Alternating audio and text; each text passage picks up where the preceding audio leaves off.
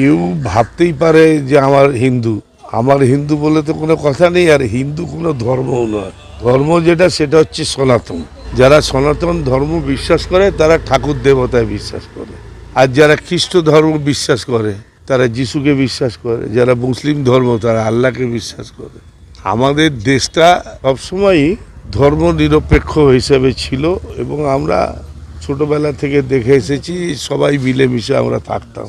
এখন আমাদের মধ্যে বিদ্বেষ ছড়িয়ে দিয়ে, ঝগড়া মারামারি লাগিয়ে দিয়ে রাজনৈতিক সুবিধার একটা খেলা তৈরি হয়েছে। এই যে ইসরায়েল ইরানের যুদ্ধ হচ্ছে, এই যুদ্ধে তো কারো লাভ হচ্ছে না, সারা পৃথিবীর ক্ষতি হচ্ছে। মরছে নিরীহ মানুষ।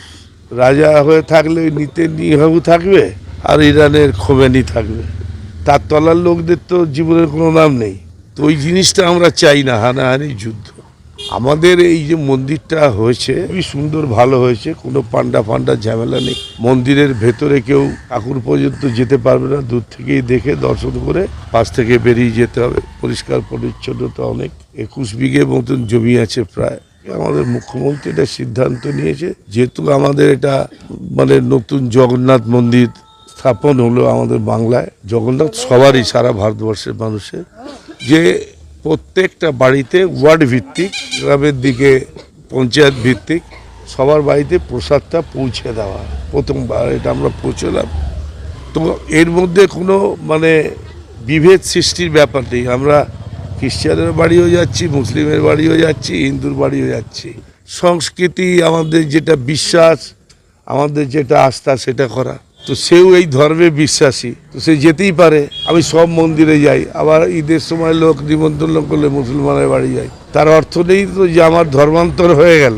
একে অপরের প্রতি আস্থা রাখা। একটি মুসলিম ছেলে যে ঘোড়া চালাতো, সে বাঁচাতে গিয়ে তার জীবনটা চলে গেল, এটাকে আপনি কি বলবেন? এ কি ধর্মান্তরিত হয়ে গেছে?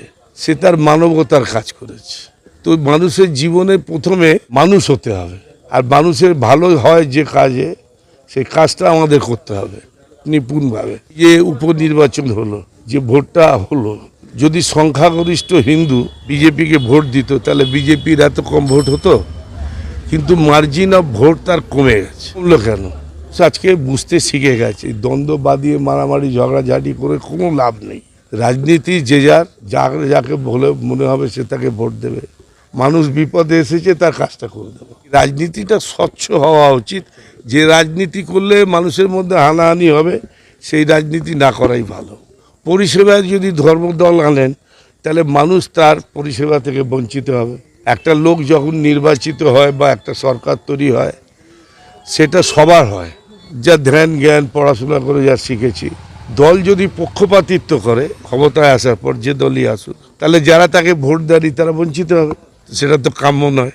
ভারতবর্ষের এই যে যত রাজনৈতিক নেতা ছিল বা আছে, আর স্বাধীনতার সময় যে প্রতিশ্রুতি দিয়েছে মানুষকে, যে দেশ স্বাধীন হলে পূর্ণ স্বরাজ চাই, এটা আমাদের গান্ধীজির কথা।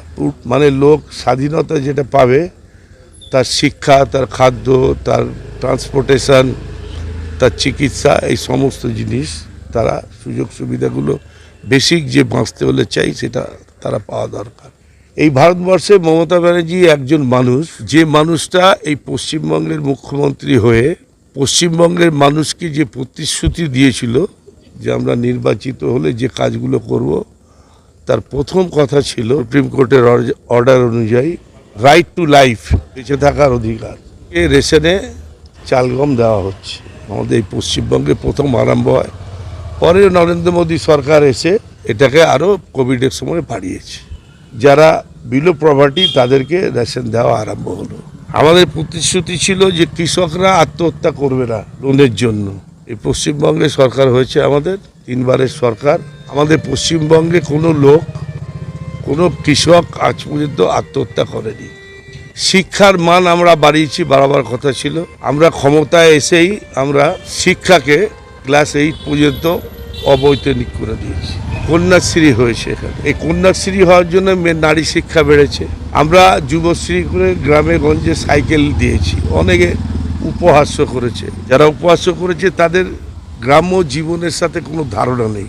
একটা গ্রামের ছেলে মেয়ে 5 কিলোমিটার, 7 কিলোমিটার, 10 কিলোমিটার হেঁটে স্কুলে যায় আসে, কলেজে যায় আসে।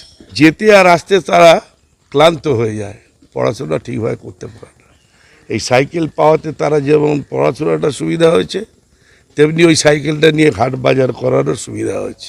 কলকাতার থেকে পশ্চিমবঙ্গের শিক্ষার যে রেজাল্ট জেলাগুলোর ভালো। পশ্চিমবঙ্গে তো এত ইংলিশ মিডিয়াম স্কুল আছে, এগুলো উল্লেখযোগ্য। এই যে হসপিটালগুলোতে স্বাস্থ্যসাথী কার্ড, আজকে তো কোনো জাত ধর্ম শ্রেণী করেননি সরকার, সবার জন্য করেছে। মমতা ব্যানার্জি যেটাই করছে সেটা কিন্তু আমাদের ট্যাক্সের টাকা দিয়েই করছে, উনি ওনার বাড়ি থেকে টাকা এনে দিয়ে করছে না। কিন্তু এটাই তো সবাই করতে পারত। তো স্বাধীনতার যে মূল উদ্দেশ্য দেশের মানুষের সব দিক থেকে উন্নতি করা, তাতে করে এই সরকারের নেত্রী মমতা ব্যানার্জি ভারতবর্ষে এই কাজটা নিপুণভাবে করেছে। সেইটাকে আজকে কপি করে যারা ধর্ম নিয়ে আলোচনা করছে, তারা বিভিন্ন রাজ্যে এই প্রতিশ্রুতিগুলো দিয়ে মানুষের কাছে ভোট চাইছে, আর ভোটে জেতার পর সেই সুবিধাগুলো দিচ্ছে না। আমরা কিন্তু যে সুবিধাগুলো দিয়েছি সেগুলো চালু আছে আর চালু থাকবে। এইটা কি ছিল 15 বছর আগে, এই 15 বছরে কি হয়েছে? সারা কলকাতা শহর 15 বছর আগে কি ছিল, এখন কি হয়েছে? সারা পশ্চিমবঙ্গের রাস্তাঘাট কি ছিল, এখন কি হয়েছে? পশ্চিমবঙ্গের প্রত্যেকটা জেলায় 5টা 7টা করে শহর তৈরি হয়ে গেছে, যেটা আগে গ্রামের রাস্তাঘাট লোক যেতে পারতো না, রাস্তাঘাট পাকা হয়ে গেছে। বজবজ থেকে সুন্দরবন পর্যন্ত জলের লাইন নিয়ে গেছে, ট্রিটমেন্ট করা জল যেরকম কলকাতা শহরের লোক পায়, আর চালু হয়ে গেছে 123 কিলোমিটার। এর মধ্যে কিছু জায়গা নদীর তলা থেকে পাইপ নিয়ে গেছে, ওপরে ব্রিজ করে বা পিলার তুলে তার উপর থেকে নিয়ে যাওয়ার পজিশন ছিল না। 123 কিলোমিটার বজবজ থেকে চলে গেছে কুন্তলি, সুন্দরবন। এটা হচ্ছে LIC, এর পাশে ঘোষপাড়া আছে।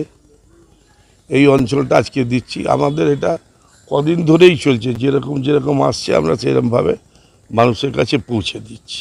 হ্যাঁ, পুরো ওয়ার্ডে। 21শে জুলাইটা কি? 1993 সালে 21শে জুলাই আমরা যে আন্দোলনটা করেছিলাম, যেখানে আমাদের প্রায় 13 জন লোক মারা গিয়েছিল। আমাদের মূল কথা ছিল যে no identity card, no vote, ভোটে কারচুপি হতো, যে বেকার যুবকদের চাকরি, এই দুটো ইস্যুতে আমরা মুভমেন্ট করেছিলাম, তাতে গুলি খেতে হয়েছিল। আমরা সেইটাকে এখন স্মরণ করে আমরা এখনও এই দিনটাকে পালন করি। এবার ফিরে যান বামফ্রন্টে, নুরুল আন্দোলন, তার মা খেতে পায় না, এই সরকার তাকে পেনশন দেয়। নুরুল মারা গিয়েছিল। অসীমা পোদ্দার, বেলেঘাটা, বন্দুকের ব্যানর নিয়ে ছবি দিওয়ালে আঁকা, তাকে খোঁচাচ্ছে। অসীমা পোদ্দারকে পেনশন এই সরকার দেয়, CPM তার নাম নেয় না। হিন্দু বলে নিজেদের মনে করে, আমি মনে করি না, ওরা নিজেরা মানুষ। তারা বলল নির্বাচনে জিতলে বছরে 2 কোটি লোকের চাকরি হবে, কতগুলো বছর গেল। যারা বলল আমরা ক্ষমতা এলে বিদেশি টাকা ফিরে আসবে, প্রত্যেকটা লোকের বাড়িতে 15 লক্ষ টাকা করে যাবে, কোথায় গেল? ভারতবর্ষে কটা বড় শিল্প এসেছে। আমরা পুলওয়ামায় যে ঘটনা ঘটেছে দেশের পক্ষে, কিন্তু দেশের ভেতরে আমরা এটা তো বলতে পারি যে 4টে লোক এই নিরীহ লোকদেরকে ধরে বেছে বেছে মারলো, তার একটা অ্যারেস্ট হলো না। আমরা এত বড় বাহাদুর সরকার, আমাদের সৈন্যরা গিয়ে পাকিস্তানের মধ্যে ঢুকে মারলো, সালাম জানাই। অকুপাইড কাশ্মীর এখন আমরা নিতে পারতাম, নিলাম না কেন? আমেরিকার প্রেসিডেন্ট বলে দিল, হয়ে গেল, বন্ধ হয়ে গেল। এরা যদি দেশ চালায়, দেশ নিশ্চয়ই উন্নতি হবে। এই যে বলছে দেশ এগিয়ে চলেছে, ভালো ভালো প্লেন তৈরি হচ্ছে, অস্ত্র তৈরি হচ্ছে। ক্লাস 1-এ যখন একটা ছেলে পড়ে, তাকে যে পড়ায় সেও শিক্ষক, আর ক্লাস 12-এ যে পড়ায় সেও একটা শিক্ষক, দুজন কিন্তু আলাদা। বেসটা তৈরি করে গেছিল APJ আব্দুল কালাম, ভারতবর্ষের সৈন্যবাহিনীকে আপগ্রেডেশনের জন্য। সেটা তারই কন্টিনিউয়েশন চলছে। যখন যে সরকার আছে, সেই সরকারের আমলে যেটা হয়, সে তখন বলে এটা আমি করেছি। GROK, গ্রোক, যে আমাদের প্রধানমন্ত্রীর কি যোগ্যতা